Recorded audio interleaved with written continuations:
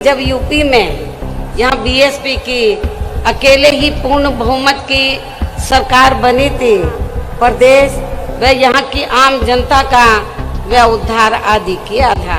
लेकिन ये सब यहाँ हमारी विरोधी पार्टियों को अच्छा नहीं लगा। चाहे यहाँ सपा सत्ता में रही हो या बीजेपी सत्ता में, तो यहाँ की जनता इन दोनों सरकारों में काफी ज्यादा दुखी रही है। यहाँ सभी विरोधी पार्टियों के साम दाम दंड भेद आदि हथकंडों से भी जरूर सावधान रहना है। नमस्कार, स्वागत है आपका आज के मुद्दे की बात कार्यक्रम में। बहुजन समाज पार्टी के संस्थापक काशीराम जी का आज 15वां परिनिर्वाण दिवस है और इसी उपलक्ष्य पर आज बहन जी यानी मायावती जी ने लखनऊ के काशीराम स्मारक स्थल से एक महारैली का आयोजन करके सबको चौंका दिया है। आज मैं बताऊंगा आपको बहन जी के भाषण का सार कि आखिर क्या क्या उन्होंने कहा और अब बसपा का अगला मिशन क्या होने वाला है। इन तीनों राज्यों में हमारी पार्टी पूरी तैयारी व दमदारी के साथ ये चुनाव लड़ रही है, जिसे मद्देनजर हुए अब मैं सबसे पहले कमजोर एवं उपेक्षित वर्गों के लोगों को ये कहना जरूरी समझती हूँ कि बाबा साहब डॉक्टर भीमराव अंबेडकर ने भारतीय संविधान के बनने के बाद विशेषकर इन वर्गों के लोगों को ये कहा था कि मैंने काफी संघर्ष एवं अथक प्रयासों से अपने इन वर्गों के लोगों को जिंदगी के हर पहलू में आगे बढ़ने के लिए भारतीय संविधान में कानूनी अधिकार तो जरूर दिला दिए हैं, लेकिन उनका सही व पूरा लाभ लेने के लिए इन्हें केंद्र में ही बल्कि 4 बार सरकार बनाने का मौका मिला है। लखनऊ में आयोजित इस महारैली में भारी भरकम भीड़ को देखने के बाद बहन जी काफी गदगद नजर आईं और अपना संबोधन शुरू करने के बाद सीधा बोल डाला कि जो लोग बसपा को रेल से बाहर मान रहे हैं, जरा वो लोग यहाँ पर आई हुई भीड़ को देख लें। बहन जी ने अपने आज के भाषण में काशीराम जी के संघर्षों को याद करते हुए कहा कि काशीराम जी ने अपना जीवन हर इंसान, हर बहुजन के उत्थान के लिए जिया है। आज समाज में जो सामाजिक परिवर्तन की लड़ाई चल रही है, इसकी शुरुआत काशीराम जी ने बहुत पहले कर दी थी। जिन्होंने अपनी पूरी जिंदगी अपने संतों, गुरुओं व महापुरुषों में भी विशेषकर परम पूज्य बाबा साहब डॉक्टर भीमराव अंबेडकर के बताए हुए रास्तों पर चलकर देश के करोड़ों दलितों, आदिवासियों, पिछड़े वर्गों, धार्मिक अल्पसंख्यकों तथा अन्य उपेक्षित वर्गों के लोगों को भी अपने पैरों पर खड़ा करने के लिए समर्पित की है। अब वो हमारे बीच में नहीं रहे हैं।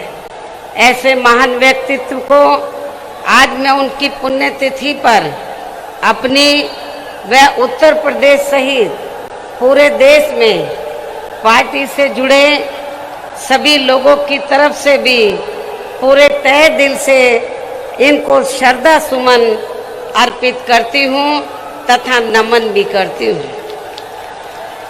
साथ ही यूपी व देश के अन्य राज्यों में भी इनके अपार अनुयायी जिस भी रूप में आज इनकी पुण्यतिथि का कार्यक्रम आयोजित करके इनको अपने श्रद्धा सुमन अर्पित कर रहे हैं, उनका भी मैं अपनी व पार्टी की ओर से आभार प्रकट करती हूँ।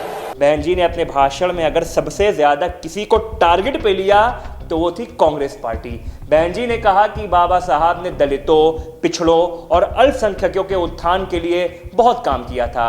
कांग्रेस की सरकार इस देश में लंबे समय से रही। अगर कांग्रेस चाहती तो बाबा साहब को वो भारत रत्न दे सकती थी, लेकिन कांग्रेस ने ऐसा नहीं किया। दलित और पिछड़ा मुख्यमंत्री कांग्रेस की चालें जानता है। कांग्रेस भले ही कितने दलित और पिछड़े मुख्यमंत्री बना ले, लेकिन अब ये समुदाय कांग्रेस पर भरोसा नहीं करेगा, क्योंकि कांग्रेस ने ही बाबा साहब का सबसे ज्यादा अपमान किया है।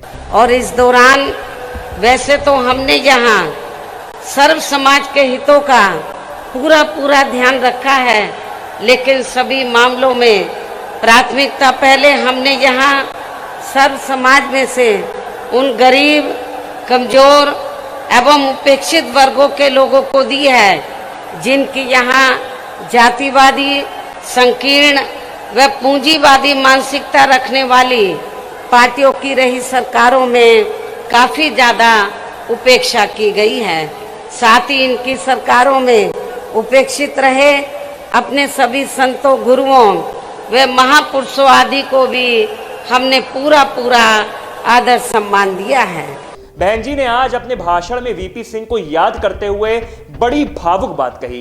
बहन जी ने कहा कि वीपी सिंह ने बाबा साहब और पिछड़ों को सम्मान दिया था और उन्हीं के प्रधानमंत्री रहते बाबा साहब को भारत रत्न मिला और पिछड़ों के लिए मंडल कमीशन लागू हुआ।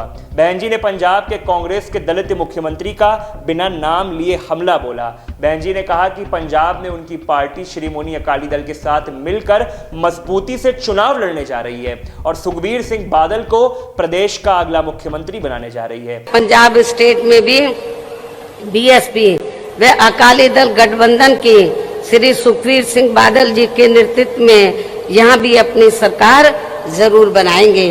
बहन जी ने यूपी, उत्तराखंड और पंजाब के कार्यकर्ताओं को संबोधित करते हुए कहा कि 21 अक्टूबर से उनकी पार्टी संगठनात्मक मजबूती करने जा रही है और वो खुद एक सीट का आंकलन करेंगी। यदि किसी सीट पर जाकर उन्हें आत्मावलोकन करना पड़े तो वो जरूर जाएंगी और पार्टी को मजबूत करने का काम करेंगी।